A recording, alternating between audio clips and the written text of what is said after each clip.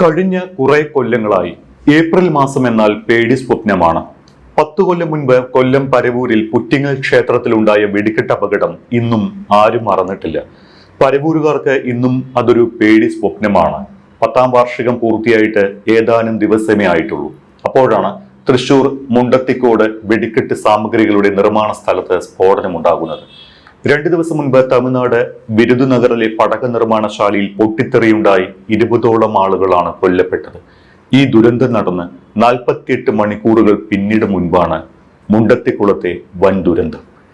പടക്ക നിർമ്മാണശാലകളിലും വെടിക്കെട്ട് സാമഗ്രി നിർമ്മാണ കേന്ദ്രങ്ങളിലും അതീവ ജാഗ്രത പാലിക്കേണ്ടതിന്റെ ആവശ്യകതയിലേക്കാണ് മുണ്ടത്തിക്കുളവും വിരുദുനഗറും കോഴിക്കോട്ടെ കുന്നമംഗലവും എല്ലാം വിരൽ ചൂണ്ടുന്നത്. പുറ്റിങ്ങലിൽ ക്ഷേത്രോത്സവത്തിന്റെ വെടിക്കെട്ടാണ് ദുരന്ത ഓർമ്മയാകുന്നത് എങ്കിൽ ഇന്നത് മലയാളികളുടെയും തൃശ്ശൂരുകാരുടെയും സ്വകാര്യ അഹങ്കാരമായ തൃശൂർ പൂരമാണ്. തൃശൂർ പൂരത്തിന് തിരുവമ്പാടി വിഭാഗത്തിന്റെ വെടിക്കെട്ടൊരുക്കുന്ന തിരക്കിലായിരുന്നു മുണ്ടത്തിക്കുളത്തെ പടക്ക നിർമ്മാണ കേന്ദ്രത്തിലെ തൊഴിലാളികൾ. പൂരത്തിന്റെ ഭാഗമാകാനുള്ള ആഗ്രഹം കൊണ്ട് നിർമ്മാണ ജോലിക്കെത്തിയ പലരും ഇവിടെ ഉണ്ടായിരുന്നു. വെടിക്കെട്ട് ഒരുക്കങ്ങൾ റിപ്പോർട്ട് ചെയ്യുന്ന മാധ്യമ സംഘം ദുരന്തത്തിന് 1 മണിക്കൂർ മുൻപ് പോലും അവിടെ എത്തുമ്പോൾ അത്യാവേശത്തോടെ ജോലി ചെയ്യുന്ന ആളുകളെയാണ് കണ്ടത്.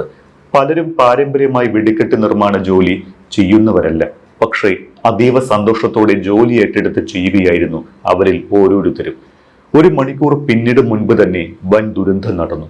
സ്ഫോടനം നടന്ന സ്ഥലത്തിന് സമീപത്തെ പറമ്പുകളിൽ പോലും ശരീരഭാഗങ്ങൾ ചിതറിത്തെറിച്ച നിലയിലായിരുന്നുവെന്ന് ദൃക്സാക്ഷികൾ പറയുന്നതിൽ നിന്ന് തന്നെ ദുരന്തത്തിന്റെ വ്യാപ്തി നമുക്ക് ഊഹിച്ചെടുക്കാൻ പറ്റും.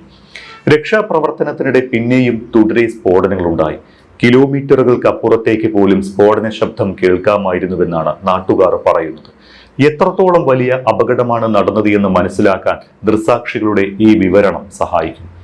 സമീപ സ്ഥലങ്ങളിലേക്ക് പോലും പടക്കങ്ങൾ തെറിച്ചു വീണ് പൊട്ടുന്നുണ്ടായിരുന്നു. വെടിപ്പുരകൾ പ്രവർത്തിച്ചിരുന്ന ഷെഡുകളിലെ കോൺക്രീറ്റ് കല്ലുകൾ വരെ ചിതറി.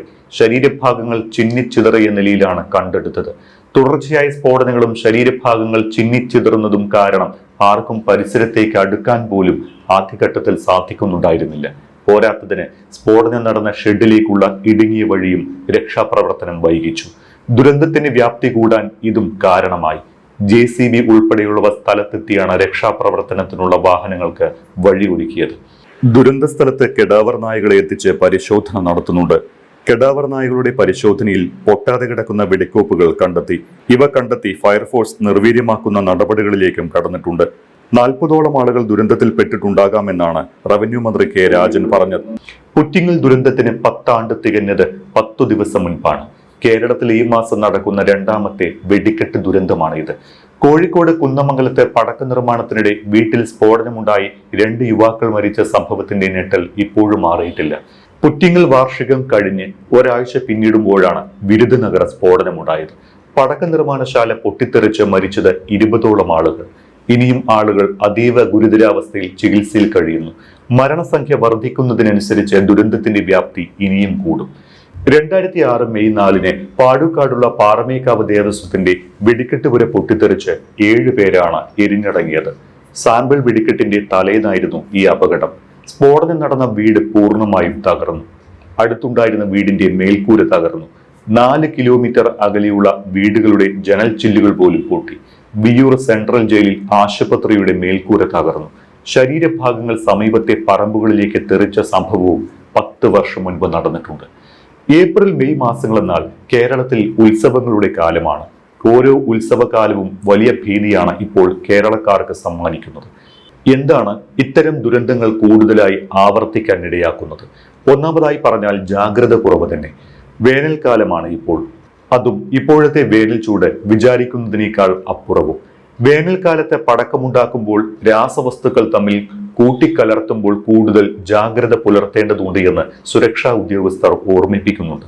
മാത്രമല്ല, പടക്ക നിർമ്മാണശാലയിലെ ആളുകളുടെ ബാഹുല്യം. ചെറിയ മുറികളിലായിരിക്കും പടക്ക നിർമ്മാണം നടക്കുന്നത്. ഇവിടെ ഉൾക്കൊള്ളാവുന്നതിലും അധികം തൊഴിലാളികൾ ഉണ്ടാകും. മുണ്ടത്തിക്കുളത്തെ ചെറിയ നിർമ്മാണശാലയിൽ ഉണ്ടായിരുന്നത് 40ഓളം തൊഴിലാളികളാണ്.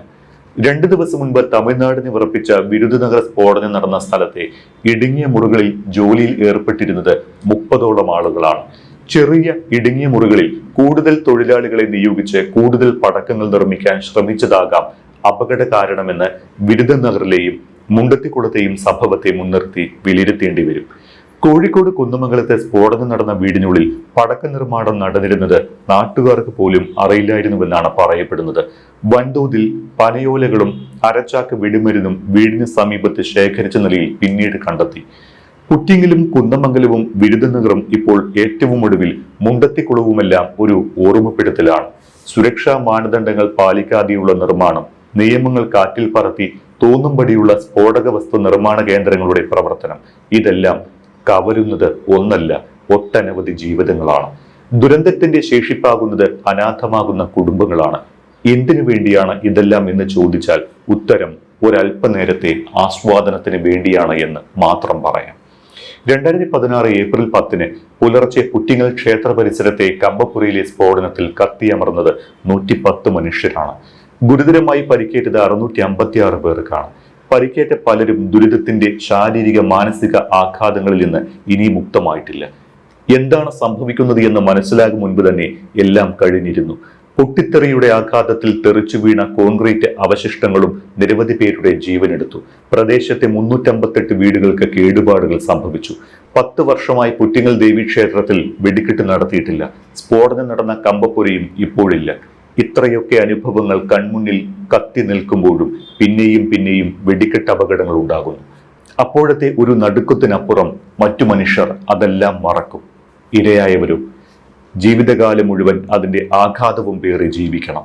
എന്തായാലും മുണ്ടത്തിക്കോടിന്റെ മുറിവുകൾ എത്ര ആഴത്തിലുള്ളതാണ് എന്ന് വരും ദിവസങ്ങളിലെ പരിശോധനയിൽ കൂടി മാത്രമേ വ്യക്തമാകുകയുള്ളൂ.